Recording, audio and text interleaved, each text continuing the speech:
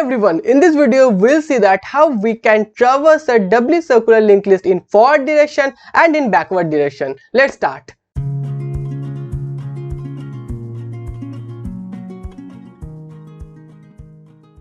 So for traversing any doubly circular linked list, we have to follow only one pattern.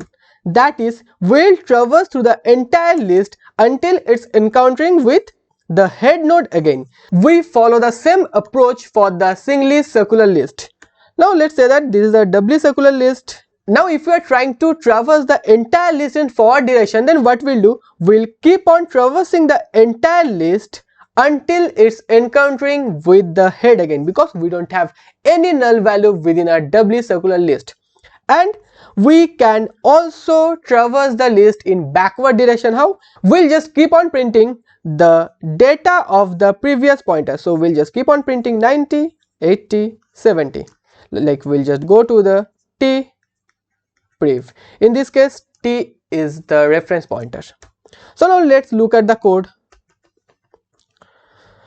So this is how we can traverse a doubly circular list. This portion is similar as your singly circular list traversal. If you haven't watched that video, just click on the I button and at first watch that video. In that video, I have explained this do while loop in a more detailed manner. I think these portions are clear that why we are using do while loop. If you have any doubt, just write in the comment section or see that previous video. Now we'll start with the hands-on.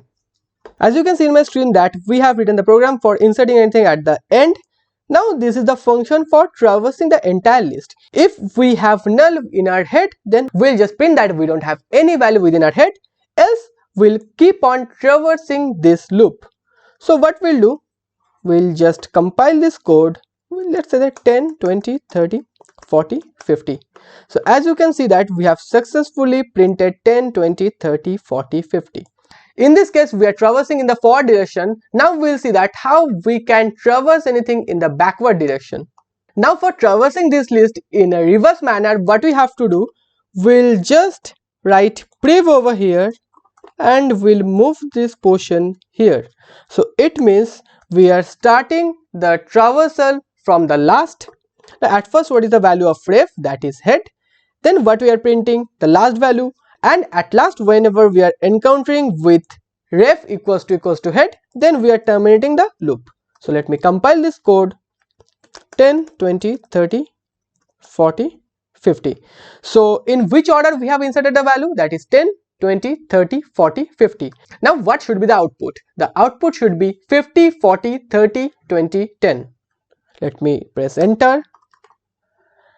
And you can see that we have printed 50, 40, 30, 20, 10. So this is how we can traverse a doubly circular linked list in a reverse order. If you have any doubt, just write in the comment section. See you in the next video.